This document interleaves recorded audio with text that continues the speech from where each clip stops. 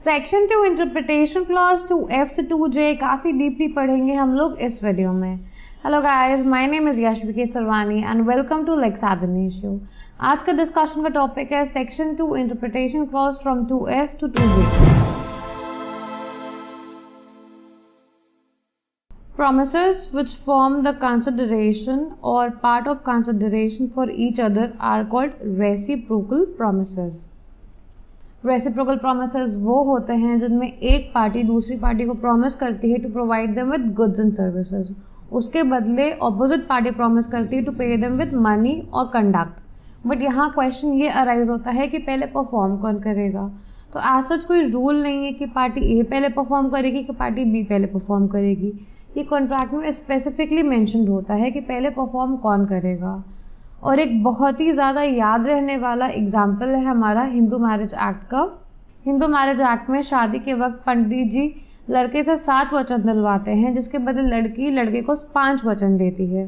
This is also a kind of reciprocal promise वाउज during Hindu marriage act.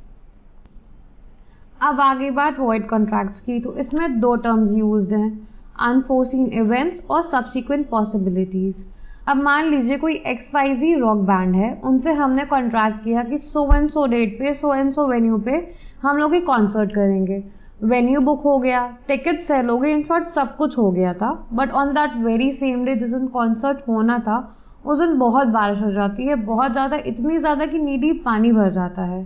तो इस condition में एक सब्सिक्वेंट इम्पॉसिबिलिटी अराइज होगी, किसकी वजह से? एक अनफोर्सीन इवेंट की वजह से।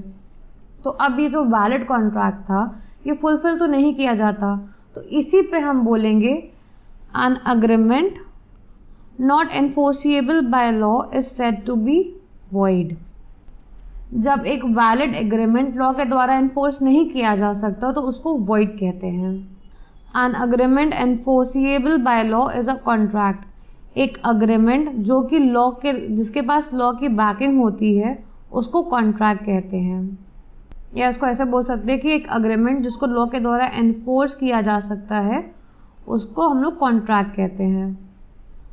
N agreement which is enforceable by law at the option of one or more of the parties thereto but not at the option of other or others is a voidable contract. पहले तो ये जानते हैं कि voidable contract होता क्या है। Voidable contract वो होता है जिसमें टेंडेंसी होती है, जिस कॉन्ट्रैक्ट में टेंडेंसी होती है वॉइड होने की, उसको हम लोग वॉइडेबल कॉन्ट्रैक्ट कहते हैं। इसको हम ऐसे समझते हैं, आप सेक्शन 15, 16, 17 एंड 18 देख लीजिए। इन सब में क्या क्या मेंशन्ड है? Fraud, misrepresentation, undue influence, coercion, ये सब की बात हुई है which are not essentials of a valid contract. अगर किसी भी अग्रीमेंट में इनमें से कोई भी एलिमेंट प्रेजेंट होता है या इनमें से किसी एक के साथ बना होता है और अगर उस अग्रीमेंट को रीएड्रेस किया जाता है या रिपोर्ट किया जाता है तो वो कॉन्ट्रैक्ट वॉइड हो जाता है। और अगर रिपोर्ट नहीं किया गया तो जैसा चल रहा है वैसा चलता रहता है। इसको हम एक सिंपल से एग्जाम्पल से समझते हैं। एक फेक बाबा थे और एक लेडी थी। फेक बाबा ने लेडी को अपनी बातों में फंसा के, दैट इज इन्फ्लुएंस में ला के उनकी प्रॉपर्टी अपने नाम करवा ली। अब बाद में लेडी को रियलाइज होता है कि वो अपनी प्रॉपर्टी देना नहीं चाहती थी, बट बिकॉज वो बाबा की बात में आ गई थी तो उन्होंने दे दिया। तब वो रिपोर्ट करती है इस इशू को और तब वो कॉन्ट्रैक्ट वॉइड हो जाता है।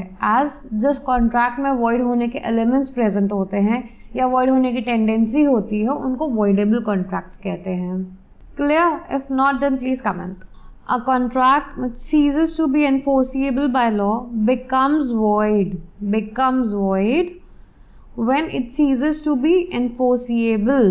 इसको हम ऐसे समझते हैं, मान लीजिए कोई ऐसा एक्ट है जो कि बाय लॉ ही इलीगल है। For example, liquor sale and purchase is banned in Gujarat, but अगर A B के साथ कॉन्ट्रैक्ट करता है कि वो B को लिकर दिलवाएगा, but because Gujarat dry state है और वहाँ लिकर बैंड है तो ये कॉन्ट्रैक्ट एनफोर्स ही नहीं किया जा सकता लीगली, तो वो कॉन्ट्रैक्ट ऑटोमेटिकली वॉइड हो जाएगा। जिस कॉन्ट्रैक्ट को लॉ ही इन्फोर्स होने से रोक रहा हो वो कॉन्ट्रैक्ट ab इनिशियल स्टेप पे, मतलब अपने इनिशियल स्टेप से ही, बिगिनिंग से ही वॉइड होता है।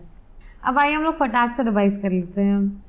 सेक्शन 2F हमको बताता है कि रेसिप्रोकल प्रॉमिसेस क्या होते हैं। 2G हमको बताता है कि अनफोर्सीन इवेंट्स और सब्सिक्वेंट इम्पॉसिबिलिटीज की वजह से एक वैलिड अग्रीमेंट एनफोर्स करते वक्त वॉइड हो जाता है। सेक्शन 2H हमको बताता है कि an agreement enforceable bye law is a contract. एक अग्रीमेंट जो कि लॉ की, जिसके पास लॉ की बैकिंग होती है, उसको हम लोग कॉन्ट्रैक्ट कहते हैं। 2I हमको बताता है an agreement that has the tendency to be declared void। एक अग्रीमेंट जिसके पास टेंडेंसी होती है void होने की, उसको voidable contracts कहते हैं। 2J हमको बताता है all contracts not enforceable by law are void। सारे कॉन्ट्रैक्ट्स जो कि लॉ के द्वारा इन्फोर्स नहीं करवा सकते, उसको हम लोग void कहते हैं। अगर आपको मेरी ये वीडियो पसंद आई हो तो please like, share and subscribe to my channel. मिलते हैं फिर किसी वीडियो में।